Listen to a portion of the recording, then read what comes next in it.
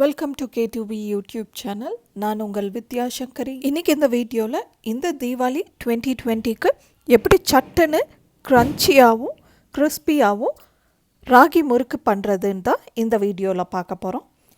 ராகி முறுக்கு பண்ணுறதுக்கு முன்னாடி நம்ம K2V YouTube சேனலை இன்னும் நீங்கள் சப்ஸ்கிரைப் பண்ணலைன்னா சப்ஸ்கிரைப் பண்ணி பெல் பட்டன் ப்ரெஸ் பண்ணிக்கோங்க. கூடவே ஆல் ஆப்ஷனை சூஸ் பண்ணிக்காங்க. அப்போ தான் நான் போடுற எல்லா வீடியோஸும் உங்களுக்கு நோட்டிஃபை ஆகும். இப்போ ராகி முறுக்கு பண்ணுறக்கு ஆரம்பிச்சிடலாம். ராகி முறுக்கு பண்ணுறக்கு நான் 3 கப் அளவுக்கு ராகி மாவு எடுத்திருக்கேன். இதோட அடுத்ததாக 1 கப் அளவுக்கு பொட்டுக்கடலை பவுடர் சேர்க்கணும். அதுக்காக நான் ஒரு மிக்ஸி ஜாரில் பொட்டுக்கடலையை சேர்த்து அதை ஃபைன் பவுடராக அரைச்சி சலித்து அதுக்கப்புறம்தான் ராகி பவுடரோட பொட்டுக்கடலை பவுடரை சேர்க்கணும். சலிக்காமல் சேர்த்திடாதீங்க, முறுக்கு பிழியும் போது முறுக்கு பிழியறக்கு வராது. இப்போது 1 கப் அளவுக்கு பொட்டுக்கடலை பொடியை 3 கப் ராகி பவுடரோட சேர்த்திடலாம். அடுத்ததாக 1 டேபிள் ஸ்பூன் அளவுக்கு கருப்பு எள்ளு சேர்த்திக்கலாம். அடுத்ததாக 1/2 டேபிள் ஸ்பூன் அளவுக்கு ஓமம் சேர்த்திக்கலாம். அடுத்ததாக இந்த டிஷ்ஷுக்கு தேவையான அளவு உப்பும் காரத்துக்கு தேவையான அளவு மிளகாய்த்தூளையும் சேர்த்திக்கலாம். இது கூடவே ஒரு 1/4 டீஸ்பூன் அளவுக்கு பெருங்காயத்தூள் சேர்த்திக்கலாம்.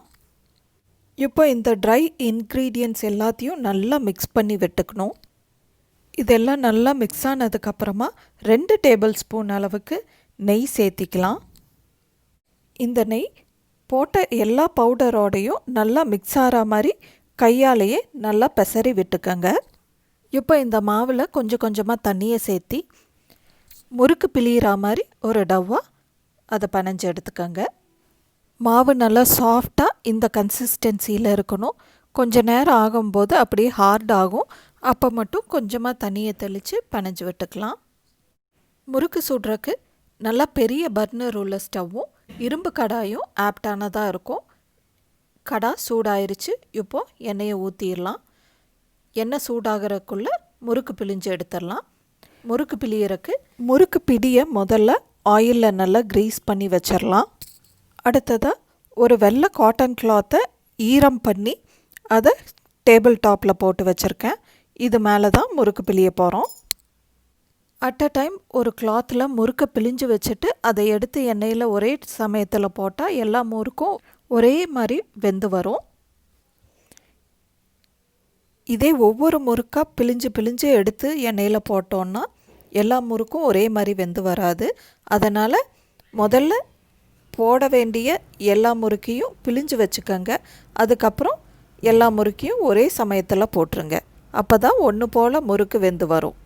முறுக்கு பிழிஞ்சதுக்கப்புறமா கடைசியாக இந்த மாதிரி தட்டி விட்டுக்கோங்க. அப்போ தான் எண்ணெயில் எடுத்து போடும்போது முறுக்கு பிரிஞ்சிடாமல் இருக்கும்.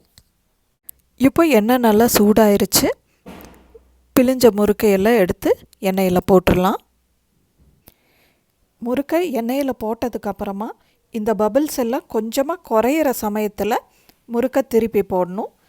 அடுத்ததாக முறுக்கை திருப்பி போட்டதுக்கப்புறமா இந்த பபிள்ஸ் எல்லாம் ஓரளவுக்கு அடங்கின மாதிரி இருக்கும். அதாவது பபிள்ஸு அதுக்கு மேலே வராது. அந்த சமயத்தில் முறுக்கு வெந்துருச்சுன்னு அர்த்தம். இப்போ நாம் முறுக்கை எடுத்துடலாம். முறுக்கு பிடியோட வெவ்வேறு டிசைன்ஸில் நான் முறுக்கு இன்றைக்கி பிழிஞ்சிருக்கேன். இந்த தீபாவளிக்கு ஒரே முறுக்கு மாவில் நான் 4 வகையான முறுக்கு பண்ணியிருக்கேன். முறுக்கு நல்லா க்ரன்ச்சியாகவும் வந்திருக்கு. இந்த ரெசிப்பியை நீங்களும் உங்கள் வீட்டில் ட்ரை பண்ணி பாருங்கள். இந்த முறுக்கு உங்களுக்கு எப்படி வந்ததுன்னு எனக்கு கமெண்ட் செஷனில் கமெண்ட் பண்ணுங்கள். அதோட இந்த ரெசிபி உங்களுக்கு பிடிச்சிருந்ததுன்னா நம்ம K2V யூடியூப் சேனலை கண்டிப்பாக சப்ஸ்கிரைப் பண்ணுங்கள், லைக் பண்ணி ஷேர் பண்ணுங்கள். Okay, bye friends.